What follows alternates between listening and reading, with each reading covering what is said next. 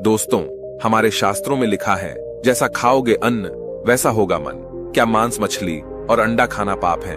ऐसे बहुत सारे प्रश्न हमारे मन में उठते रहते हैं। आइए इस बुद्ध कहानी के माध्यम से समझते हैं कि मांस, मछली और अंडा खाना चाहिए या नहीं। इससे पहले कि आप इस कहानी में खो जाए, इस चैनल को सब्सक्राइब जरूर कर ले। तो चलिए कहानी शुरू करते हैं। बहुत समय पहले की बात है। गौतम बुद्ध एक वृक्ष के नीचे ध्यान मुद्रा में बैठे थे। तभी एक हिरन दौड़ता हुआ आता है और उनके पीछे आकर छिप जाता है। उसी समय उस हिरन का पीछा करते हुए एक शिकारी भी वहां आ पहुंचा और बुद्ध से बोला, ये मेरा शिकार है, इसे मुझे दे दो, इस पर सिर्फ मेरा अधिकार है। शिकारी की बात सुनकर बुद्ध बोले, हर जीवित प्राणी पर उसका खुद का अधिकार होता है, न कि किसी और का। तभी वह शिकारी गुस्से में आकर कहता है, इस हिरन को मुझे दे दो, ये मेरा भोजन है। इस पर बुद्ध कहते हैं, किसी भी प्राणी को मारकर खाना पाप की श्रेणी में आता है। क्या तुम पाप के भागीदार होना चाहते हो? इस पर वह शिकारी कहता है, हे मुनिवर, मैं आपके इतना ज्ञानी तो नहीं, पर मुझे यह जरूर पता है कि किसी जानवर को मारकर खाने में कोई हर्ज नहीं। मारकर खाने से मैं उस जीव को जीव बंधन से मुक्त कर रहा हूं, तो ये पाप कैसे हुआ? मैं तो इसे मारकर नीच योनि से मुक्ति दिलाकर पुण्य ही कमा रहा हूं। फिर यह बुरा कर्म कैसे हुआ? यह तो एक अच्छा कर्म है। जहां तक मैंने सुना है, जीव हत्या तो शास्त्रों में भी बताया गया है। राजा लोग भी शिकार किया करते थे। ऐसे तमाम बातें करते हुए वह बुद्ध से पूछा, फिर मांसाहार गलत कैसे हुआ? शिकारी की ये सब बातें सुनकर बुद्ध समझ गए कि मांस खाने की वजह से इसकी बुद्धि भ्रष्ट हो गई है, इसलिए यह सही और गलत में फर्क नहीं कर पा रहा है और इसके सोचने और समझने की शक्ति भी खत्म हो चुकी है। अगर मैं इसे ज्ञानी का उपदेश दूंगा तो इसे कुछ भी समझ में नहीं आएगा। फिर कुछ देर सोचने के बाद बुद्ध उस शिकारी से कहते हैं, मैं तुम्हें एक कहानी सुनाता हूं, इसे सुनने के बाद तुम स्वयं निर्णय करना कि मांस खाना सही है या गलत। इस पर वह शिकारी सोचता है, कहानी सुनने में क्या हर्ज है, इससे मेरा मनोरंजन भी हो जाएगा और शिकार भी मिल जाएगा।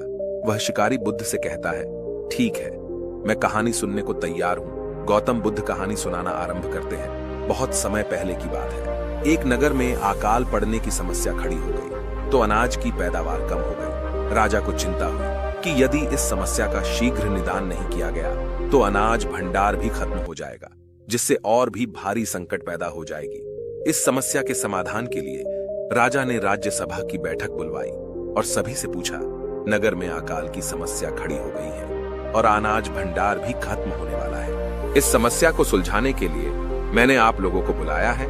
कृपया करके बताएं, खाने के लिए सबसे सस्ती वस्तु क्या है? सारे मंत्रीगण सोच में पड़ गए। चावल, गेहूं, आलू, इन सब को उगाने के लिए बहुत मेहनत करना पड़ता है। वह तभी प्राप्त होते हैं जब प्रकृति का प्रकोप ना हो। ऐसे में तो कुछ सस्ता हो ही नहीं सकता। तभी शिकार का शौक रखने वाले एक मंत्री ने सोचा कि यही उत्तम अवसर है, क्यों ना अधिक शिकार करने के लिए राजा की अनुमति ले ली जाए। उसने सभा में कहा कि सबसे सस्ता खाद्य पदार्थ है मांस। इसके लिए धन का खर्च भी नहीं है और पौष्टिक खाना भी मिलता है। सभी मंत्री ने इस बात का समर्थन कर दिया, लेकिन दरबार के राजगुरु अभी भी चुप थे। राजा ने पूछा, राजगुरु, आप चुप क्यों हैं? आपने कोई सुझाव नहीं दिया, आपका क्या राय है? राजगुरु ने कहा, मैं यह नहीं मानता कि मांस सबसे सस्ता पदार्थ है। इस विषय पर मैं अपने विचार आपके सामने कल रखूंगा। इसके बाद राजगुरु उसी रात मांस आहार का सुझाव देने वाले मंत्री के घर पहुंचे। मंत्री ने इतनी देर रात राजगुरु को अपने घर आया देख घबरा गया। राजगुरु ने कहा, शाम को महाराज बीमार हो गए, उनकी हालत बहुत ही खराब है। राजवैद्य ने कहा है कि किसी शक्तिशाली देह का 2 तोला मांस मिल जाए तो राजा के प्राण बचाए जा सकते हैं। आप महाराज के सबसे श्रेष्ठ मंत्री हैं, इसीलिए आपसे बेहतर कौन होगा? इसके लिए आप जो भी कीमत लेना चाहें ले सकते हैं। आप कहें तो इस काम के लिए मैं आपको 1 लाख स्वर्ण मुद्राएं भी दे सकता हूं, जिससे आप एक बड़ी जागीर भी बना सकते हैं। बस आप अपनी इच्छा कहें और बदले में मैं कटार से आपके हृदय को चीरकर बस 2 तोला मांस निकाल लूंगा। यह सुनकर मंत्री के चेहरे का रंग फीका पड़ गया। वह सोचने लगा, जब जीवित ही नहीं रहूंगा तो 1 लाख स्वर्ण मुद्राओं को मैं क्या करूंगा और बड़ी जागीर भी किस काम आएगी। वह मंत्री झटपट अंदर भागा और अपनी अलमारी में से 1 लाख स्वर्ण मुद्राएं लेकर आया। सारी मुद्राएं देकर उसने राजगुरु के पैर पकड़ लिए और गिड़गिड़ाते हुए बोला, हे गुरुवर, मैं आपकी 1 लाख मुद्राओं में मैं अपनी 1 लाख मुद्रा और मिलाता हूं। इस पैसे से आप किसी और मंत्री के हृदय का मांस खरीद लीजिए, लेकिन आप मुझे छोड़ दें। ये बात किसी और को पता न चले। मैं आपके पैर पड़ता हूं। राजगुरु मंत्री के मन की बात समझ चुके थे, लेकिन वह उसे थोड़ी और मानसिक पीड़ा देना चाहते थे। राजगुरु ने आगे कहा, मंत्री जी, आप शरीर से हष्टपुष्ट है, आपकी कदकाठी महाराज से मिलती जुलती है, इसीलिए राजवैद्य ने खास तौर पर आप ही का नाम लिया है।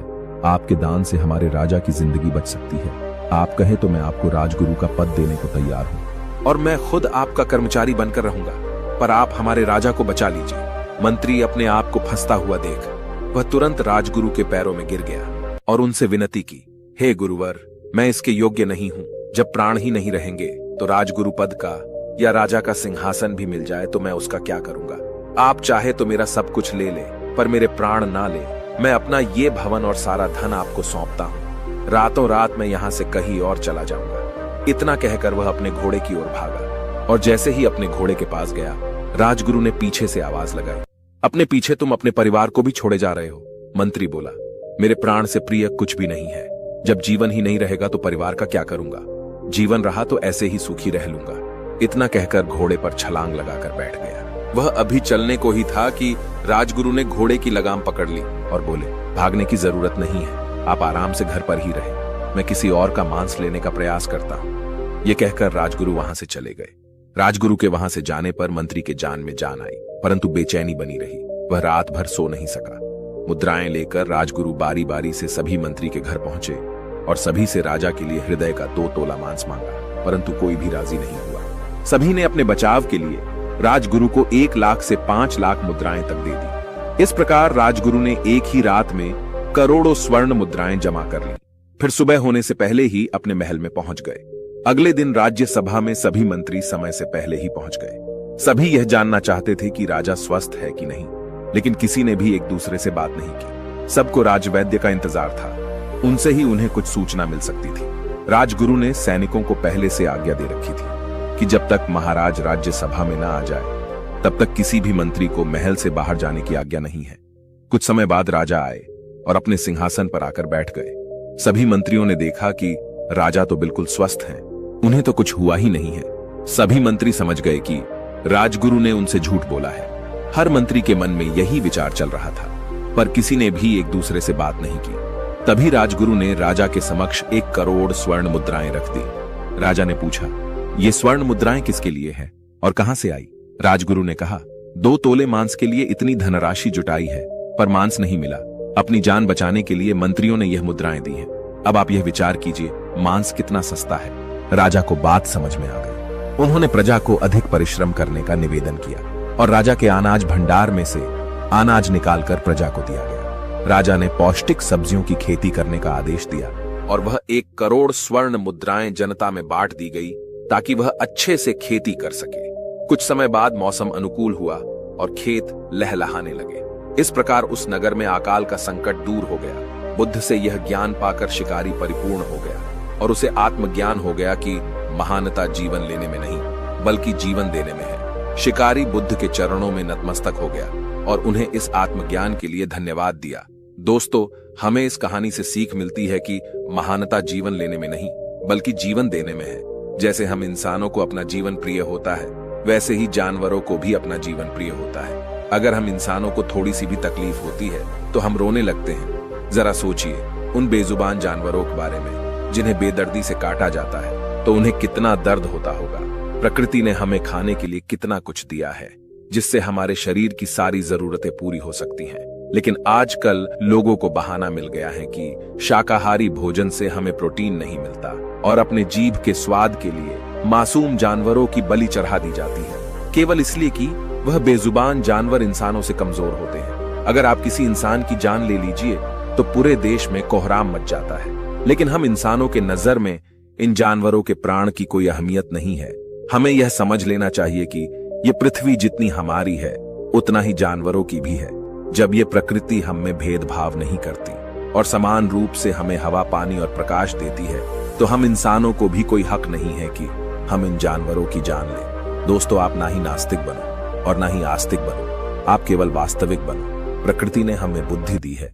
जीवन में कोई भी फैसला लेने से पहले उस बुद्धि का प्रयोग जरूर करें, क्योंकि एक गलत फैसला हमें पाप से जोड़ देता है और वो पाप हमें जिंदगी भर कष्ट देता है। तो दोस्तों, कैसी लगी आपको ये कहानी? कमेंट सेक्शन में जरूर बताएं और अच्छी लगी तो चैनल को सब्सक्राइब करना ना भूलें। तो मिलते हैं अगली कहानी में। तब तक के लिए अपना ख्याल रखें। नमो बुद्धाय।